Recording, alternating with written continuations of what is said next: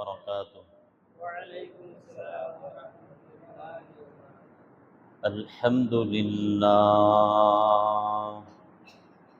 الحمد لله الذي خلق السماوات والأرض وجعل الشمس والقمر آياتين من آياته أحمده وأشكره على نعمه التي لا تعد ولا تحصى. أشهد أن لا إله إلا الله وحده لا شريك له وأشهد أن محمدًا عبده ورسوله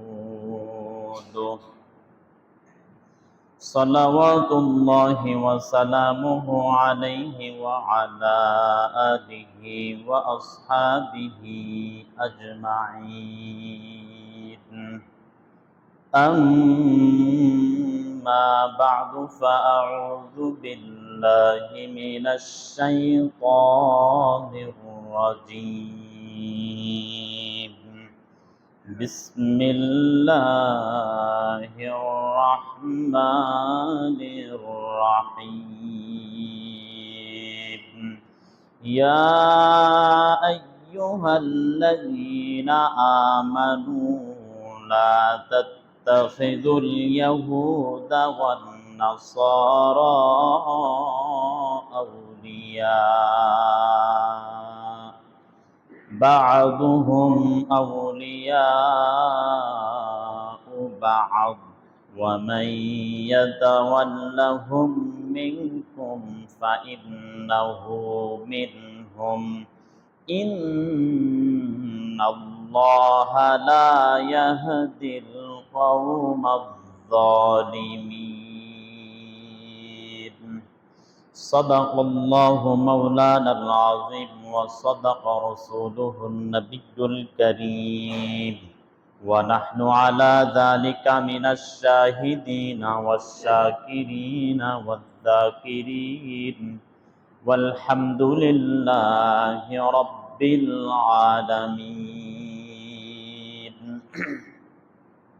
সকলে দরুদে ইব্রাহিম পড়ি। اللهم صل على محمد وعلى آل محمد كما صليت على إبراهيم وعلى آل إبراهيم إنك حميد مجيد. اللهم بارك على محمد وعلى آل محمد كما باركت على إبراهيم وعلى آل إبراهيم إنك حميد مجيد. رب اشرح لي صدري ويسر لي أمري واحلل عقدة من لساني يفقهوا قولي. سبحانك لا علم لنا إلا ما علمتنا إنك أنت العليم الحكيم. আলহামদুলিল্লাহ।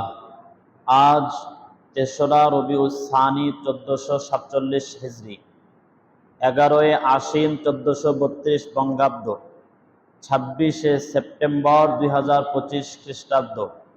আজকের এই দিবসে আল্লাহ পাক রব্বুল আলামিন আমাদের প্রতি অত্যন্ত দয়া মায়া ইহসান করে ভালোবেসে জুমার নামাজ আদায়ের উদ্দেশ্যে জুমার আজানের পরে আমসো তাতিয়ারপাড়া জামে মসজিদে আসার বসার কিছু কথা বলার ও শোনার তৌফিক আল্লাহ তাআলা দান করলেন। এজন্য আমরা সকলে অন্তরের অন্তঃস্থল থেকে জোরে সরে রবের শুকরিয়া আদায় করি। সকলে বলি আলহামদুলিল্লাহ। অগণিত দরুদ বর্ষিত হোক ওই মহান রাসূল সাল্লাল্লাহু আলাইহি ওয়াসাল্লামের প্রতি, যিনি আশরাফুল আম্বিয়া সাইয়্যিদুল কাউনাইন রাহমাতুল লিল আলামিন, সকলে বলি সাল্লাল্লাহু আলাইহি ওয়াসাল্লাম। সম্মানিত উপস্থিতি, আমাদের ধারাবাহিক আলোচনা চলছিল রসুলের সিরাত, রসুলের জীবনী নিয়ে। সঙ্গত কারণে এই বিষয়টাকে আজকের জন্য বিরতি রাখছি। সামনে দুর্গাপূজা আছে, এই উপলক্ষে কিছু আলোচনা না করলেও হয় না। কাজেই রসুলের জীবনী এবং সিরাত আমরা ধারাবাহিকভাবে আবার আগামী সপ্তাহে শুরু করব। যেখানে বাদ রেখেছি আর পর থেকে সামনে জমা আবার আলোচনা হবে। যেহেতু সামনে দুর্গাপূজা আছে, উৎসব আছে, এই বিষয়ে কিছু কথা উম্মতকে না জানাইলে অনেকে গুনাহে লিপ্ত হয়ে যাওয়ার সম্ভাবনা আছে। এজন্য আজকের জুমার বিষয়টা একটু অন্যরকম, গত জুমার চাইতে আলাদা। যাই হোক, প্রথম কথা, মুআজ্জাজ হাজরিন, আল্লাহ পাক রব্বুল আলামিন এর কাছে ইসলামই একমাত্র ধর্ম। বলেন, আল্লাহ রব্বুল আলামিনের কাছে ইসলামটাই কি? একমাত্র ধর্ম। এটা আল্লাহ তাআলা সূরা আলে ইমরানের 19 নম্বর আয়াতের মধ্যে বলছেন, ইন্নাদ-দীনা ইনদাল্লাহিল ইসলাম। আল্লাহ তাআলার কাছে ইসলাম ধর্মটাই একমাত্র ধর্ম। সূরা মায়েদার 4 নম্বর আয়াতের মধ্যে আল্লাহ তাআলা বলছেন, আল-ইয়াউমা আকমালতু লাকুম দীনাকুম ওয়া আতমামতু আলাইকুম নি'মাতি ওয়া রাদিতু লাকুমুল ইসলামা দীনা। যে আজকে আমি তোমাদের দিনকে পরিপূর্ণ করে দিলাম, আমার নিয়ামতগুলোকে তোমাদের উপরে সম্পূর্ণ করলাম, তোমাদের জন্য ইসলামকে আমি ধর্ম হিসেবে মনোনীত করে দিলাম। সুবহানাল্লাহ। তাহলে আল্লাহ তাআলার মনোনীত ধর্ম কোনটা? আল্লাহ তাআলার কাছে পছন্দনীয়, আল্লাহ তাআলার মনোনীয়, আল্লাহ তাআলার কাছে একমাত্র ধর্মের নাম কি? সকলে বলেন। তাহলে আল্লাহ তাআলা বলছেন কি, রাদিতু লাকুমুল ইসলামা দীনা। রদি মানে আমি রাজি হয়ে গেছি, আমি মনোনীত করে দিলাম, আমি সন্তুষ্ট হয়ে গেলাম তোমাদেরকে এই ধর্ম দিয়া, ইসলাম ধর্ম। তাহলে আল্লাহ তাআলা আমাদেরকে যে ধর্ম দিয়েছেন, এই ধর্মের প্রতি সন্তুষ্ট, আল্লাহ তাআলা মনোনীত করে দিয়েছেন। আমরা সকলে যে মুসলমান, এতে আমরা খুশি না বেজার? সকলে বলেন, সকলে খুশি তো? মুআজ্জাজ হাজরিন, তাহলে এই ধর্মটা হচ্ছে আল্লাহ তাআলার মনোনীত ধর্ম। এইটা সারা যত ধর্ম আছে, সেটা ইহুদি ধর্ম হোক, খ্রিস্টান ধর্ম হোক, নাসারা ধর্ম হোক, অগ্নিপূজকদের ধর্ম হোক, হিন্দুদের ধর্ম হোক, বৌদ্ধদের ধর্ম হোক, যত ধর্মই হোক, এগুলো আল্লাহ তাআলার মনোনীত না, এগুলো আল্লাহ তাআলার পছন্দনীয় ধর্ম না। পছন্দনীয় ধর্ম একটাই, সেটা হলো ইসলাম। হ্যাঁ, এখন আমরা পছন্দনীয় আল্লাহ তাআলার মনোনীত ধর্মে আছি, তাই বলে কি অন্য ধর্মের লোকদের সাথে আমাদের আচরণ খারাপ হবে? তাদের ধর্ম তো সত্য না, তাদের ধর্ম তো আল্লাহ তাআলার কাছে মনোনীত না, তাদের ধর্ম তো আল্লাহ তাআলার পছন্দনীয় ধর্ম না। এই জন্য কি আমরা তাদের সাথে খারাপ আচরণ করব, তাদের সাথে খারাপ ব্যবহার করব? না, এই অনুমতি, এই হুকুম শরীয়ত আমাদেরকে দেয় না। বরং তাদের সাথে আমাদের আচরণ কিরকম হবে, এটাও ইসলাম আমাদেরকে শিক্ষা দিয়েছে। আল্লাহ পাক রব্বুল আলামিন সূরা আনআম এর 108 নম্বর আয়াতের মধ্যে বলছেন, ওয়ালা তাসুব্বুল্লাযীনা ইয়াদউনা মিন দুনিল্লাহ। আল্লাহ পাক রব্বুল আলামিন আমাদেরকে নির্দেশ দিচ্ছেন, তোমরা তাদেরকে গালি দিও না। তাদেরকে আল্লাযীনা ইয়াদউনা মিন দুনিল্লাহ, যারা আল্লাহ তাআলা ছাড়া অন্য কাউকে মাবুদ হিসেবে ডাকে, আল্লাহ তাআলা ছাড়া অন্য কারো পূজা করে, আল্লাহ তাআলা ছাড়া অন্য কারো ইবাদত করে, তাদেরকে তোমরা গালি দিও না। আয়াতের অর্থটা বুঝলেন? লা তাসুব্বু, তোমরা গালি দিও না আল্লাযীনা ইয়াদউনা মিন দুনিল্লাহ, যারা আল্লাহ তাআলা ছাড়া অন্যকে ডাকে। হিন্দুরা যেরকম তাদের দুর্গাকে ডাকে, তাদের প্রতিমাগুলোদেরকে ডাকে, এই প্রতিমাদেরকে তোমরা গালি দিও না। কারণ কি? তোমরা যদি তাদের প্রতিমাগুলোকে গালি দাও, তাদের মূর্তিগুলোকে গালি দাও, ফায়াসুব্বুল্লাহা আদওয়াম বিগাইরি ইলম, তোমরা যদি তাদের প্রতিমাগুলোকে, তাদের দুর্গা পূজা হচ্ছে, দুর্গাকে, সরস্বতীকে, লক্ষ্মীকে, যত দেব দেবতা আছে, এই দেব দেবতা গুলোকে তোমরা যদি গালিগালাজ করো, তাহলে ওই ধর্মাবলম্বী মানুষরা, হিন্দুরা রাগের বশবর্তী হইয়া শত্রুতা বশত, মূর্খতা আর অজ্ঞতা বশত তোমার রব আল্লাহকেও তারা গালি দিবে। আপনি যদি তাদের ধর্মের দেব দেবতাকে নিয়ে, মূর্তিগুলোকে নিয়ে গালিগালাজ করেন, তারা কি আপনার আমার আল্লাহকে গালি দিবে না? তাহলে আমার রবকে গালি খাওয়ার যোগ্য? তাহলে আমার রবকে গালি খাওয়ার কারণ কিন্তু আমি হয়ে যাচ্ছি। এজন্য সাবধান। তাদেরকে গালি দিব না, তাহলে তারাও আমাদের রবকে গালি দিবে না। ইসলামের দিক নির্দেশনা হলো যে আমরা আল্লাহ তাআলার মনোনীত ধর্মে আছি, আমরা আল্লাহ তাআলার একমাত্র ধর্ম, পূর্ণাঙ্গ ধর্ম ইসলামের উপরে আছি। বাকি যত ধর্ম আছে সবগুলো বাতিল ধর্ম, সবগুলো প্রত্যাখ্যাত। তা সত্ত্বেও তাদের সাথে খারাপ আচরণের সুযোগ নাই। এখন আসেন, আমাদের জানার বিষয় হলো সামনে হিন্দুদের দুর্গা পূজার উৎসব শুরু হয়ে যাবে, আজকে শুরু হবে নাকি? এই উৎসবে যাওয়ার হুকুম কি? আজকে তিনটা বিষয় আলোচনা করব। 1 নাম্বার, তাদের উৎসবে যাওয়ার হুকুম কি? 2 নাম্বার, এই উৎসবে যে প্রসাদ দেয়, পূজার প্রসাদ খাওয়ার হুকুম কি? আবার কেউ কেউ শুভেচ্ছা জানায়, শারদীয় শুভেচ্ছা, এই শুভেচ্ছা জানানোর হুকুম কি? এই তিনটা বিষয়ে আলোচনা করে শেষ করবো ইনশাআল্লাহ তাআলা। তো মুআজ্জাজ হাজিরিন, সর্বপ্রথম বিষয় হলো যে হিন্দুদের পূজার উৎসবে যাওয়ার হুকুম কি। এখন আসেন যে সেখানে কি হয়। হিন্দুদের পূজার উৎসবে কি হয়? তারা আল্লাহ তাআলার সাথে শরীক করে। মালিক রব তো একজন, তিনি হলেন আমাদের আল্লাহ, কিন্তু তারা দুর্গাকে মানে, অন্যান্য দেবতাকে মানে, মূর্তিগুলোকে মানে। এই যে আল্লাহ তাআলার সাথে শরীক করলো কিনা, বলেন না, কথা বলেন। আল্লাহ তাআলার সাথে শরীক করলো কিনা? আল্লাহ তাআলার সাথে শরীক করলো। আর শিরক অত্যন্ত ভয়ানক একটা গুনাহ, অনেক বড় পাপ শিরক।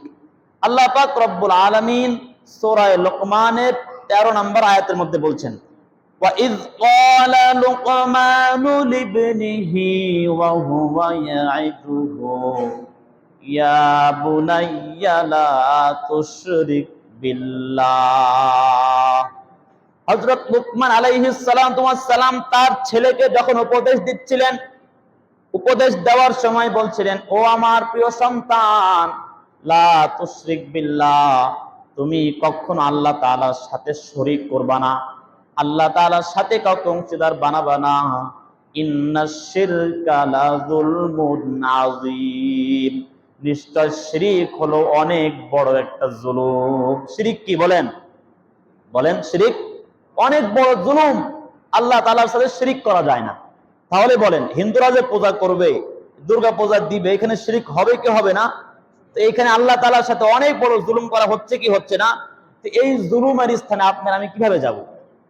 যেখানে আমার রবকে এরকম লাঞ্ছিত আর বঞ্চিত করা হবে, আমার রবকে এরকম লজ্জা দেওয়া হবে, আমার রবের শিরক করে এখানে লজ্জা দেওয়া হবে, সেখানে আপনার আমি কিভাবে যাব? দুনিয়ার স্বাভাবিক নিয়মও তাই বলে। মনে করেন আপনার বাবা কোনো গুনাহের কাজ করছে, মনে করেন আপনার বাবা চুরি করছে, এই চুরি করার কারণে এলাকার লোকেরা, সমাজের লোকেরা বিচারে বসছে যে কি বিচার করা যায়, ফয়সালা করা যায়। তো এই বিচারের মজলিসে আপনি উপস্থিত থাকতে পারবেন? কথা বুঝেননি মনে হয় আমার। আপনার বাবার বিচার হচ্ছে সমাজের মধ্যে, সমাজের গ্রামের লোকেরা বিচার করে না, আপসের মধ্যে মিলা দেয় যে। এই যে বিচার আচার করে, এইখানে কি আপনি সন্তান হয়ে বাবার বিচার কার্যে, বিচারের মজলিসে উপস্থিত থাকতে পারবেন? কেন পারবেন না? কারণ আমার বাবাকে লজ্জা দেওয়া হচ্ছে, এ তো লজ্জার বিষয়, লাঞ্ছনার বিষয়, আমি সেখানে কিভাবে থাকবো? তো আপনার বাবার বিচার হওয়ার কারণে, আপনার বাবার লজ্জা লাঞ্ছনার কারণে আপনি যদি সেই মজলিসে উপস্থিত থাকতে না পারেন, তো রব্বুল আলামিন, যিনি আপনাকে আমাকে বানানে ওয়ালা, যিনি আপনাকে আমাকে এক ফোঁটা নাপাক পানি থেকে সৃষ্টি করেছেন, যে রব্বুল আলামিন এক ফোঁটা নাপাক পানিকে রক্তপিণ্ড তৈরি করেছেন, সেই রক্তপিণ্ডকে গোশতপিণ্ড বানিয়েছেন, সেই গোশতপিণ্ডকে হাড্ডিপিণ্ড বানিয়েছেন, সেই হাড্ডির উপরে গোশত প্রলেপ দিয়া আপনার আমার মধ্যে রূহ ফুঁকে দিয়ে দুনিয়াতে আমাদেরকে পাঠাইলেন। এবং দুনিয়াতে পাঠিয়ে শেষ নয়, আমার রিজিক, আমার চলাফেরা, আমার সুস্থ থাকা, আমার খাওয়া দাওয়া, সব কিছুর খোঁজ খবর কে রাখছেন? আল্লাহ তাআলা রাখছেন। সেই রবের যেখানে শিরক করা হবে, সেই রবের যেখানে এত বড় জুলুম আর লাঞ্ছনা দেখানো হবে, সেইখানে আপনি আর আমি একজন মুসলমান হয়ে, একজন মুমিনের সন্তান হয়ে সেখানে কিভাবে উপস্থিত হতে পারি? বিষয়টা বুঝতে পারছেন? এখানে আল্লাহ তাআলার কি করা হয়? শিরক করা হয় আল্লাহ তাআলার সাথে। এজন্য এখানে যাওয়া যাবে না, এখানে যাওয়া একদম হারাম। বলেন, হিন্দুদের দুর্গাপূজায় যাওয়া হারাম। সকলে বলেন, হিন্দুদের দুর্গাপূজায় যাওয়া। মুআজ্জাজ হাজরিন, শিরক এত বড় অপরাধ, এই অপরাধ আল্লাহ তাআলা ক্ষমা করেন না। শিরকের অপরাধ আল্লাহ তাআলা কি করেন না? ক্ষমা করেন না। আল্লাহ পাক রব্বুল আলামিন আরেকটু দেন, সূরা নিসার 48 নম্বর আয়াতের মধ্যে বলছেন, ইন্নাল্লাহা লা ইয়াগফিরু আন ইউশরাকা বিহি ওয়া ইয়াগফিরু মা দুনা যালিকা লিমান ইয়াশা। আল্লাহ পাক রব্বুল আলামিন তাদেরকে ক্ষমা করেন না যারা আল্লাহ তাআলার সাথে শিরক সাব্যস্ত করে, আল্লাহ তাআলার সাথে কাউকে অংশীদার বানায়, আল্লাহ তাআলার সাথে কাউকে শরীক করে, তাদেরকে ক্ষমা করেন না। ওয়া ইয়াগফিরু মা দুনা যালিকা লিমান ইয়াশা। আর শিরক ছাড়া অন্যান্য গুনার ক্ষেত্রে আল্লাহ তাআলা যাকে চান তাকে ক্ষমা করে দেন। ওয়া মান ইউশরিক বিল্লাহি ফাকাদ ইফতারা ইসমান আযীমা। আর যারা আল্লাহ তাআলার সাথে শরীক সাব্যস্ত করলো, আল্লাহ তাআলার সাথে শিরক স্থাপন করলো, তারা অনেক বড় একটা গুনাহের মধ্যে লিপ্ত হয়ে গেল। তাহলে শিরক অনেক ভয়াবহ গুনাহ, এবং এই গুনাহকে আল্লাহ তাআলা কি করেন না? ক্ষমা করেন না। তাহলে এরকম ক্ষমাহীন গুনাহ যেখানে হবে সেখানে আমাদের যাওয়া উচিত না। মুআজ্জাজ হাজরিন, সহিহ মুসলিম হাদিস নাম্বার 81, এই হাদিস বর্ণনা করেছেন আবু সাঈদ খুদরি রাদিয়াল্লাহু তাআলা আনহু। কে বর্ণনা করেছেন? عن أبي سعيد الخدري رضي الله تعالى عنه قال قال رسول الله صلى الله عليه وسلم من رأى منكم منكرا فليغيره بيده فإن لم يستطع فبلسانه فإن لم يستطع فبقلبه ذلك أضعف الإيمان। হযরত আবু সাঈদ খুদরি রাদিয়াল্লাহু তাআলা আনহু থেকে বর্ণিত, তিনি বলেন রাসূলুল্লাহ সাল্লাল্লাহু আলাইহি ওয়াসাল্লাম ইরশাদ করেছেন, মান রাআ মিনকুম মুনকারা, তোমাদের মধ্য থেকে যখন কোন ব্যক্তি কোন অপরাধ দেখবে, কোন মুনকার কাজ দেখবে, কোন নিন্দিত কাজ দেখবে, কোন গর্হিত কাজ দেখবে, কোন খারাপ কাজ দেখবে, ফালইউগাইয়িরহু বিয়াদিহি, সে যেন নিজ হাতে এটাকে প্রতিহত করে। হাদিসের ইবারত বুঝতেছেন? তরজমা বুঝতেছেন? রাসূলুল্লাহ সাল্লাল্লাহু আলাইহি ওয়াসাল্লাম বলেন, মান রাআ মিনকুম মুনকারা, তোমাদের মধ্যে যে ব্যক্তি কোন অশ্লীল কাজ দেখবে, নিন্দিত কাজ দেখবে, গর্হিত কাজ দেখবে, ফালইউগাইয়িরহু বিয়াদিহি, সে যেন এই কাজের প্রতিহত সে নিজ হাত দ্বারা করে। ফা ইন লাম ইয়াস্তাতি ফাবিলিসানিহি, এমন ভয়াবহ পরিস্থিতি আপনার হাত দিয়ে বাধা দেওয়ার ক্ষমতা নাই, তাহলে সেইখানে কি করবেন? ফাবিলিসানিহি, তাহলে আপনি জবান দিয়ে প্রতিবাদ করবেন, জবান দিয়ে এটাকে মুখের ভাষা দিয়ে আটকাবেন। ফা ইন লাম ইয়াস্তাতি ফাবিকলবিহি যালিকা আযআফুল ঈমান। আর যদি আপনার জবান দিয়ে কথা বলার মতো ক্ষমতা নাই, আপনি যদি মুখে বলতে চান আপনাকে জেল জুলুম সহ্য করতে হবে, আপনি যদি জবান দিয়ে আটকাইতে চান আপনাকে ফাঁসি দেওয়া হবে, এরকম যদি ভয় থাকে, ফা ইন লাম ইয়াস্তাতি ফাবিকলবিহি, তাহলে আপনি মনে মনে অন্তরে অন্তরে ঘৃণা করবেন। ওয়া যালিকা আযআফুল ঈমান, আর এটাই হবে তখন ঈমানের দুর্বলতম একটা অবস্থা। হাদিস থেকে শিক্ষা হলো, গুনাহের কাজ দেখলে সর্বপ্রথম নিজের হাত দিয়ে প্রতিহত করতে হবে। এবার বলেন, মূর্তি পূজা এটা গুনাহের কাজ না সওয়াবের কাজ? আগে তো বললাম শিরক, এটা আর শিরক হলো সবচেয়ে বড় গুনাহ। এই সবচেয়ে বড় গুনাহ যেখানে হবে, উচিত ছিল আপনি সেখানে হাত দিয়ে প্রতিহত করবেন। এটা উচিত ছিল কিনা? হাদিসের বাণী অনুযায়ী মান রাআ মিনকুম মুনকারা ফালইউগাইয়িরহু বিয়াদিহি, হাদিসের অর্থ হলো তোমার দুর্গা পূজা দেখো, এটাকে বাধা দাও হাত দিয়া। হ্যাঁ, বাধা দিতে পারছি না কেন? কারণ তারা আমাদের দেশের নাগরিক, তাদেরকে এটা করার অনুমতি দিতে হবে, সুযোগ দিতে হবে। এজন্য সরাসরি হাত দিয়ে বাধা দেওয়ার সুযোগ আমাদের নাই। ফা ইন লাম ইয়াস্তাতি ফাবিলিসানিহি, হ্যাঁ, এখন হাত দিয়ে প্রতিহত করার সুযোগ নাই, জবান তো আছে, প্রতিবাদ করতে পারবেন। যেহেতু তারা নাগরিক, প্রতিবাদও করা যাচ্ছে না তাদেরকে, তারা যদি দেশে ট্যাক্স দিয়ে থাকে তাদের এই অনুমতি আছে। হ্যাঁ, তাহলে অন্তরে ঘৃণা করার সুযোগ আছে না নাই? সরাসরি হাত দিয়ে প্রতিহত করলেন না, কারণ আপনি পারবেন না প্রতিহত করতে। জবান দিয়েও প্রতিহত করলেন না, এই ক্ষমতাও নাই। তাহলে অন্তর দিয়ে তো ঘৃণা করা যায়। তো অন্তর দিয়ে ঘৃণা কখন হয়? সেখানে উপস্থিত হয়ে তাদের পূজা দেখায় অন্তর দিয়ে ঘৃণা করা। আমি যদি সেই দুর্গা পূজায় না যাই, হিন্দুদের এবং অন্যান্য ধর্মদের ধর্মীয় উৎসবে না যাই, তো মনে হবে যে আমি ঘৃণা করেই গেলাম না। মুখে বললাম আমি তাদের এটাকে ঘৃণা করি, আবার তাদের বাজারে গিয়ে বাজার করলাম, পূজাগুলো দেখলাম, তাদের এই কাজগুলো দেখলাম, তাহলে এটা ঘৃণা করা হলো? ঘৃণা তো এমন হওয়া চাই যে আমরা সেখানে ঘৃণাতেই যাব না। সকলে যাবেন না তো ইনশাআল্লাহ? আল্লাহ তাআলা সকলকে এই গুনাহ থেকে হেফাজত করেন। সকলে বলে আল্লাহুম্মা আমিন। তাহলে প্রথম কথা যেটা, যে হিন্দুদের পূজার উৎসবে যাওয়া যাবে না, যাওয়া কি হারাম, হিন্দুদের পূজার উৎসবে যাওয়া হারাম। দ্বিতীয় নাম্বার বিষয়, এই পূজার প্রসাদ খাওয়া যাবে কি না। অনেকের বন্ধু আছে, মুসলিম বন্ধু হলেও তারা তাদের এই পূজার প্রসাদগুলো পাঠিয়ে দেয়। আবার অনেকে ইচ্ছাও করে, আগ্রহ করে, যা এবার পূজাতে খাওয়া যাবে, প্রসাদ খাওয়া যাবে, এই আশা করে থাকে। এই প্রসাদ খাওয়ার হুকুমটা কি? এই প্রসাদ খাওয়ার হুকুম হলো হারাম। বলেন, প্রসাদ খাওয়া যাবে না। প্রসাদ খাওয়ার হুকুম কি? হারাম, এটা খাওয়া যাবে না। দলিল সূরা বাকারার 173 নম্বর আয়াত। কত নম্বর বলেন? সূরা বাকারা।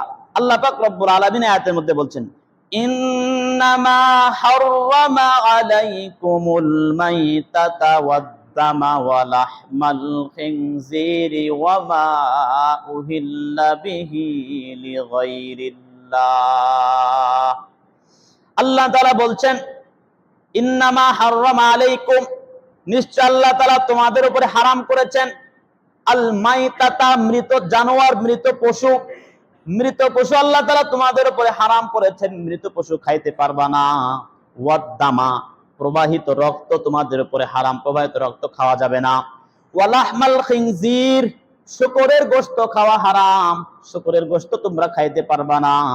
ওয়া মা উহিল্লা বিহি লিগাইরিল্লাহ, আর আল্লাহ তাআলা ছাড়া অন্য কারো নামে উৎসর্গিত বস্তু তোমাদের জন্য খাওয়া হারাম। এটাই হলো দলিল। ওয়ামা উহিল্লা বিহি লিগাইরিল্লাহ, আল্লাহ তাআলা ছাড়া অন্য কারো নামে উৎসর্গিত, সেটা পশু হোক, পাখি হোক, বস্তু হোক, সবকিছুই কি হারাম।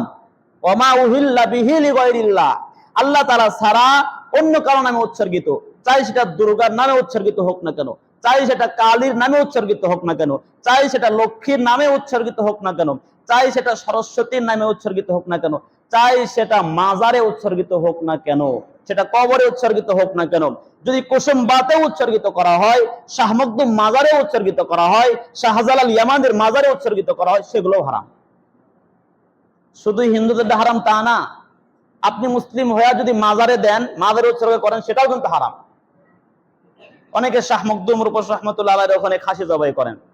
কুসুমবায় প্রত্যেকদিন 200 খাসি জবাই হয়। কুসুমবাতে শুক্রবার আসলে 200-র নিচে হয় না। ওইখানে একজন আছে, আমি জিজ্ঞেস করছি, বলছেন যে শুক্রবারে তো 200-র কমে হবে না। এত খাসি জবাই হচ্ছে কার নামে? কুসুমবার নামে। তাহলে কুসুমবার নামে উৎসর্গিত হলো, আল্লাহ তাআলা ছাড়া নামে উৎসর্গিত হারাম তো। আয়াতে বলছে না, ওয়ামা উহিল্লা বিহি লিগাইরিল্লাহ, আল্লাহ তাআলা ছাড়া যে কোনো নামে, যার কারোর হোক না কেন, সেটা মূর্তি হোক আর মানুষ হোক, মানুষের নামে জবাই করলে সেটাও হারাম। এজন্য মানুষের নামে জবাই হবে না, জবাই হবে কার নামে? আল্লাহ তাআলার নামে। তো হিন্দুরা এই যে প্রসাদ দেয়, এটা কার নামে দেয় বলেন? এটা তো এই দুর্গার নামেই দিবে কিনা? তো দুর্গার নামে উৎসর্গিত এই প্রসাদ আপনি খাবেন, এটা আল্লাহ তাআলার জন্য উৎসর্গিত না, দুর্গার জন্য উৎসর্গিত, হারাম, শিরক। অতএব এই প্রসাদ খাওয়া যাবে না। তাহলে প্রথম কথা, হিন্দুদের দুর্গা পূজায় যাওয়া যাবে না। 2 নাম্বার, তাদের প্রসাদ খাওয়া যাবে না। এবার আসেন, আপনি ভালো মানুষ, পূজাতেও গেলেন না, আবার তাদের প্রসাদও খাইলেন না, কিন্তু অনেক হিন্দুরা বন্ধু আছে, ক্লাসমেট আছে, তারা আপনার ঈদের সময় আপনাকে ঈদ মোবারক বলে, তা আপনিও মনে করেন তাদেরকে শারদীয় শুভেচ্ছা জানানো যায়। অনেকে ফেসবুকেও এরকম স্ট্যাটাস দিয়ে দেন শারদীয় শুভেচ্ছা বলে। আবার রাজনৈতিক ব্যক্তিরা তো ব্যানার ছাপায় প্রত্যেক মুড়ে মুড়ে টাঙায় দেয়। এইটা করা যাবে কি যাবে না? আপনি মুসলিম হয়ে হিন্দুদেরকে শারদীয় শুভেচ্ছা জানাইতে পারবেন না, এটাও হারাম, কারণ এটা শিরক। তারা শিরক করতেছে, আর আপনি এখানে শারদীয় শুভেচ্ছা জানানো মানে আপনি সাপোর্ট করলেন। এই সাপোর্ট করার কি নাই? কোনো সুযোগ ইসলামে নাই। অতএব তাদেরকে এই শুভেচ্ছাও জানানো যাবে না। মুআজ্জাজ হাজিরিন, কেন শুভেচ্ছা জানাবেন? আমাদের রব তো আমাদেরকে পূর্ণাঙ্গ দিন, পূর্ণাঙ্গ ধর্ম দিয়ে দিয়েছে। রব তো আমাদেরটাই আসলে, এটা তো মানেন? রব যে আমাদেরটা আসলে, এটা মানেন কিনা? আমাদের রব আল্লাহ, তিনি এক, তার কোনো শরীক নাই, এটা মানেন না সবাই?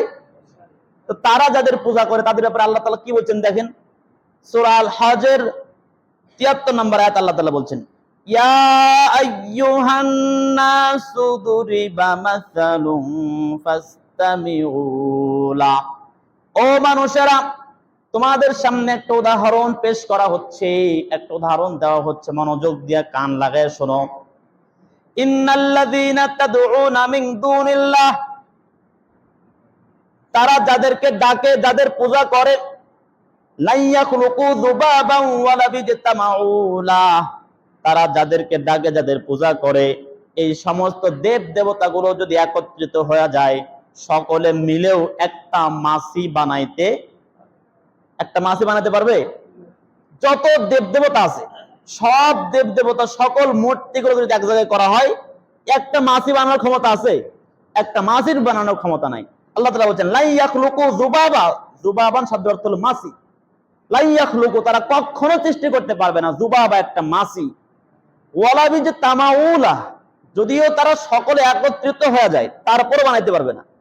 আরে মাছি বানানো তো অনেক বড় কাজ, এটা তো পারবেই না। ওয়া ইয়াসলুবহুমুয যুবাবু শাইআ, যদি এই মাছি তাদের সামনে থেকে কিছু নিয়ে যায়, মাছি বানানো তো বড় কাজটা পারবে না, বসে মানলাম। যদি এই মাছি তাদের থেকে কিছু নিয়ে যায় চিন্তাই করে, লা ইয়াস্তানকিদুহু মিনহু, এরা সকলে মিলেও একে আটকাইতে পারবে না। বুঝতে পারেন না এর অর্থ? আল্লাহ তাআলা বলছেন যে সমস্ত মূর্তিরা মিলে তো একটা মাছি সৃষ্টি করার ক্ষমতা রাখে না, আর এটা তো অনেক বড় কাজ। মাছি সৃষ্টি করা তো বড় কাজ কিনা? মাছি যে একটা খাবার তাদের সামনে থেকে নিয়ে যাবে, এইটাকে প্রতিহত করার ক্ষমতা তাদের নাই। আর মাছে কতটুকু খাবার নিবে বলেন? একটা মিষ্টি হতে পারবে? শুধু একটু মিষ্টির রস নিতে পারে, এতটুকুই তো। এতটুকু ক্ষমতা যাদের নাই, তারা আবার কিসের রব হতে পারে? আল্লাহ তাআলা বলছেন যারা পূজা করে, যাদের পূজা করা হয়, উভয় দলই কত দুর্বল, এতটুকু ক্ষমতা নেই। মাছি বানাবে দূরের কথা, মাছি যে একটু মিষ্টির রস নিয়ে যাচ্ছে, একটু ক্ষুদ্র পরিমাণ মিষ্টির রস নিয়ে যাচ্ছে, এতটুকু আটকানোর ক্ষমতাও তাদের নেই। তাহলে এরা কিভাবে রব হতে পারে? মুআজ্জাজ হাজরিন, যেটা বললাম যে শারদীয় শুভেচ্ছা জানানো মানে আপনি তাদের এই পূজাকে, শিরিক করাকে সাপোর্ট করলেন, আর তাদের এটাকে সাপোর্ট করার সুযোগ ইসলামে নাই। শিরিককে সাপোর্ট করা মানে আপনি শিরকি করে ফেললেন, আর আল্লাহ তাআলা শিরকের গুনাহ ক্ষমা করেন না। আমি আগে আর আয়াত তেলাওয়াত করেছি, সূরা নিসার 48 নম্বর আয়াত, আবার সূরা নিসার 116 নম্বর আয়াত, দুই জায়গাতেই একই আয়াত, ইন্নাল্লাহা লা ইয়াগফিরু আন ইউশরাকা বিহি ওয়া ইয়াগফিরু মা দুনা যালিকা লিমান ইয়াশা। এই পর্যন্ত দুই আয়াতই একই। এরপরে আরেকটা আছে যে ওয়া মা ইউশরিক বিল্লাহি ফাকাদ দাল্লা দালালান বাঈদা, ওইখানে ছিল যে যারা শিরিক করবে তারা কঠিন গুনাহে লিপ্ত হবে, আর এই আয়াতের মধ্যে বলা হচ্ছে যারা শিরিক করবে তারা দূরবর্তী এক পথভ্রষ্টতায় লিপ্ত হয়ে যাবে। মুআজ্জাজ হাজরিন, আল্লাহ তাআলা আমাদের সকলকে শিরক থেকে বেঁচে থাকার তৌফিক দান করেন। হ্যাঁ, আমাদের সমাজের অনেক মানুষ আল্লাহ তাআলাকে বিশ্বাস করে, আল্লাহ তাআলার প্রতি ঈমান রাখে, আল্লাহ তাআলা ছাড়া কোনো শরীক নাই এটাও মানে, এই কথার সাথে সাথে শিরিকও করে ফেলে। কিভাবে শিরিক করে? হ্যাঁ, যে স্লোগান দেয় ধর্ম যার যার উৎসব সবার। বলেন কি স্লোগান দেয়? ধর্ম যার যার, সকলে বলেন না, ধর্ম যার যার উৎসব সবার, এই স্লোগান সকলে দেয়। এই স্লোগানের অর্থটা কি? সকলেই কিন্তু আমরা বলি ধর্ম যার যার উৎসব সবার, এর অর্থটা কি? ধর্ম যার যার উৎসব সবার এর অর্থ হলো আমি মুসলমান, এটা আমার ধর্ম, কিন্তু যখন আমার ধর্মের উৎসব হবে, এই উৎসবকে হিন্দু, বৌদ্ধ, খ্রিস্টান, ইহুদি সকলে মিলে পালন করবে, উদযাপন করবে। আবার মনে করেন আপনি ধর্মে হিন্দু, হিন্দু ধর্মের যখন উৎসব হবে, তো মুসলমান, খ্রিস্টান, বৌদ্ধ সকলে মিলে তাদের উৎসব পালন করে দিবে।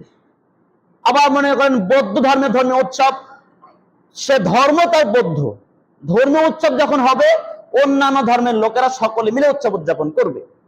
এভাবে ইহুদিদের ধর্মীয় উৎসব যখন হবে, অন্যান্য ধর্মের লোকেরা, মুসলিমরা, হিন্দুরা, খ্রিস্টানরা, বৌদ্ধরা সকলে মিলে ইহুদিদের ধর্মীয় উৎসব পালন করবে। ঠিক খ্রিস্টান ধর্মীয় উৎসব বড়দিন যখন উদযাপন হবে, তখন হিন্দুরা, ইহুদিরা, বৌদ্ধরা, মুসলিমরা সকলে মিলে পালন করবে। এটাকে আপনার রাজি? কেউ কি করবে? কেউ করবে না, কিন্তু বলে তো যে ধর্ম যার যার উৎসব সবার, এটা হলো এই কথার অর্থ। মানুষ না বুঝে বলে ফেলে। এই কথা কি জন্য বলেন?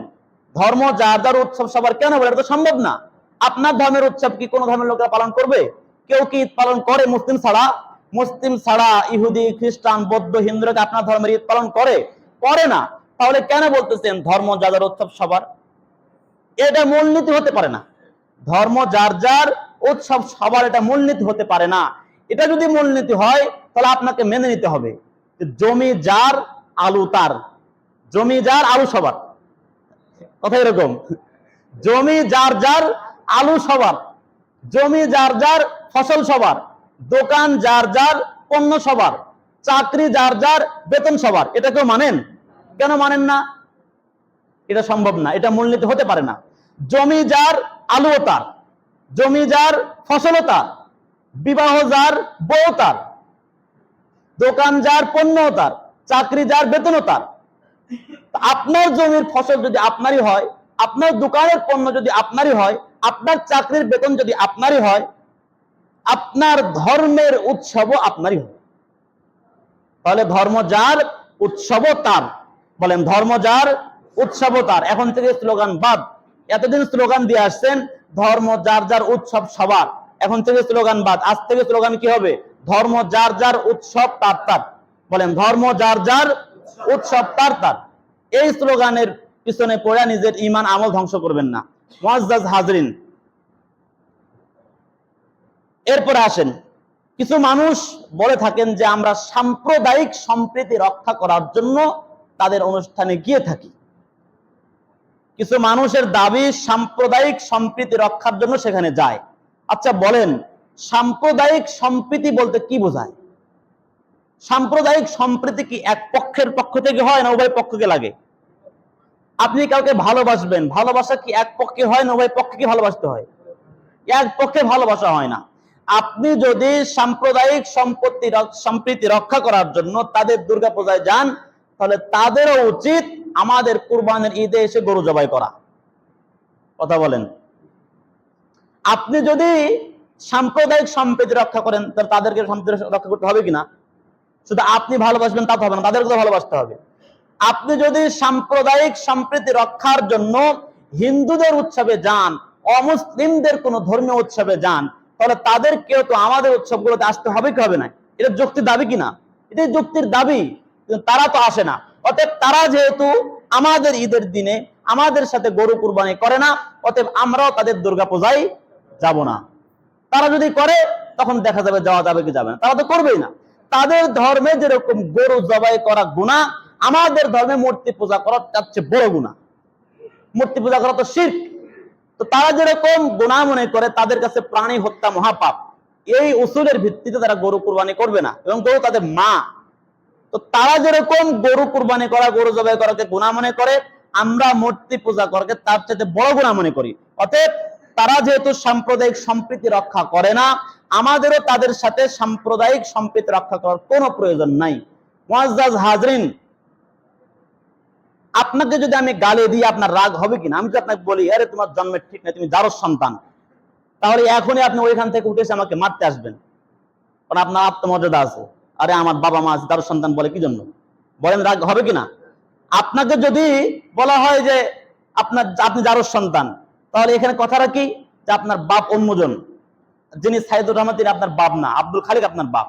তাহলে আপনার বাবার সাথে আরেকজনকে শরীক করার কারণে আপনি রাগ হইলেন। রাগ হলেন না? জারজ সন্তান আমাকে মারতে আসলেন, তো রাগ হলেন। তো দেখেন, আপনার বাবাকে গালি দিলে আপনি যদি এরকম রাগ হন, আপনার বাবার সাথে শরীক সাব্যস্ত করার কারণে আপনি রাগ হয়ে আমাকে মারতে আসতেছেন, তো যেই পূজার মণ্ডপে রব্বুল আলামিনের সাথে শরীক করা হচ্ছে, সেখানে আপনারা আমি কিভাবে যাব? কোনোভাবেই যাওয়ার অবকাশ নাই। যারা নিয়ত করছিলেন যে ক্লাসমেটদের পূজা, তাদের পূজায় যাব, তাদের প্রসাদ খাবো, এই নিয়ত পরিত্যাগ করেন। ভাই, ধর্ম আগে, বন্ধুত্ব পরে। ধর্ম আগে, বন্ধুত্ব পরে। আপনি কাকে বন্ধু বানাবেন, কাকে বন্ধু বানাবেন না, এটাও ইসলাম আমাদেরকে শিখিয়ে দিয়েছে। বন্ধু বানানোর মূলনীতির মধ্যে আল্লাহ তাআলা সূরা মায়েদার 51 নম্বর আয়াতের মধ্যে বলছেন, ইয়া আইয়ুহাল্লাযীনা আমানু লা তাত্তাখিযুল ইয়াহুদা ওয়ান নাসারা আউলিয়া। ও ঈমানদাররা, তোমরা ইহুদি খ্রিস্টানদেরকে বন্ধু বানায়ো না, ইহুদি খ্রিস্টানদেরকে বন্ধু হিসেবে গ্রহণ করো না। বা'দুহুম আউলিয়াউ বা'দ, ইহুদি খ্রিস্টানরা পরস্পর একে অপরের বন্ধু, তারা তোমাদেরকে কখনো বন্ধু হিসেবে গ্রহণ করবে না। ওয়া মাইয়াতাওয়াল্লাহুম মিনকুম ফাইন্নাহু মিনহুম, আর তোমাদের মধ্য থেকে যারা ইহুদি খ্রিস্টানদেরকে বন্ধু বানায়, অন্তরঙ্গ বন্ধু বানায়, ফাইন্নাহু মিনহুম, সে নামে মুসলিম হলেও সে মূলত বিধর্মী। ওয়া মাইয়াতাওয়াল্লাহুম মিনকুম, তোমাদের মধ্য থেকে যারা তাদেরকে বন্ধু বানায়, ফাইন্নাহু মিনহুম, সে মূলত তাদেরই অন্তর্ভুক্ত। আপনি যদি হিন্দুদের অন্তর্ভুক্ত হয়ে যাবেন, যদি তাদের পূজায় আপনি শামিল থাকেন, এজন্য তাদের পূজায় অংশগ্রহণ করা যাবে না, তাদেরকে বন্ধু বানানো যাবে না। ইন্নাল্লাহা লা ইয়াহদিল কওমায যালিমিন। আর আল্লাহ তাআলা জালেম সম্প্রদায়কে কখনো হেদায়েত দেন না, পথ প্রদর্শন করেন না। এত আলোচনার পরেও যদি আপনারা দুর্গাপূজায় যান, এটা নিজের উপরে জুলুম হবে কি হবে না? সকলেই জানেন দুর্গাপূজায় যাওয়া হারাম, প্রসাদ খাওয়া হারাম, শুভেচ্ছা জানানো হারাম। এরপরেও যদি করেন তাহলে এটা জুলুম হবে কিনা নিজের প্রতি? নিজের প্রতি জুলুম হবে কিনা? যদি নিজের প্রতি জুলুম হয়, আল্লাহ তাআলা বলছেন যে ইন্নাল্লাহা লা ইয়াহদিল কওমায যালিমিন, এই জালেম সম্প্রদায়কে আল্লাহ তাআলা আর পথ প্রদর্শন করবেন না। তাহলে মুমিনদের বন্ধু কারা হবে? আল্লাহ তাআলা সূরা মায়েদার 55 নম্বর আয়াতের মধ্যে বলছেন, ইন্নামা ওয়ালিয়্যুকুমুল্লাহু ওয়া রাসূলুহু ওয়াল্লাযীনা আমানু। তোমাদের বন্ধু হলো, ভালো করে শুনেন, ইন্নামা ওয়ালিয়্যুকুম, তোমাদের বন্ধু হলো আল্লাহ। কে বন্ধু? ওয়া রাসূলুহু, কে? ওয়াল্লাযীনা আমানু, এবং যারা ঈমানদার মুমিন তারা হলো তোমাদের বন্ধু। কোন মুমিন তোমাদের বন্ধু? আল্লাহ তাআলা বলছেন, আল্লাযীনা ইউকিমুনাস সালাতা ওয়া ইউতুনাজ যাকাতা ওয়া হুম রাকিউন, যে মুমিনরা নামাজ কায়েম করে, যাকাত আদায় করে এবং যারা বিনয়ী হয়, এই মুমিনরা হলো তোমাদের বন্ধু। অতএব বন্ধু বানাইতে হলে মুমিনদেরকে বন্ধু বানাইতে হবে, কোন কাফির বেঈমান ফাসিককে বন্ধু বানানো যাবে না। দোস্ত, বন্ধু হলে হতেই পারে, তাই বলে তাদের ধর্মীয় উৎসবে গিয়ে অংশগ্রহণ করতে হবে, তাদেরকে অন্তরঙ্গ বন্ধু বানানোর কোনো সুযোগ নাই। আল্লাহ তাআলা আমাদের সকলকে সামনে আসন্ন দুর্গাপূজা কেন্দ্রিক যত গুনাহে জর্জরিত হওয়ার আশঙ্কা আছে, সব গুনাহ থেকে আল্লাহ তাআলা আমাদেরকে হেফাজত করেন। তাদের পূজায় যাওয়া থেকে, তাদের প্রসাদ খাওয়া থেকে, তাদেরকে শুভেচ্ছা জানানো থেকে বিরত থাকার তৌফিক আল্লাহ তাআলা আমাদেরকে দান করেন। সকলে বলে আল্লাহুম্মা আমিন। ওয়া আখিরু দাওয়ানা আনিল হামদুলিল্লাহি রাব্বিল আলামিন। যারা সুন্নাত পড়েন নাই, সুন্নাত পড়েন।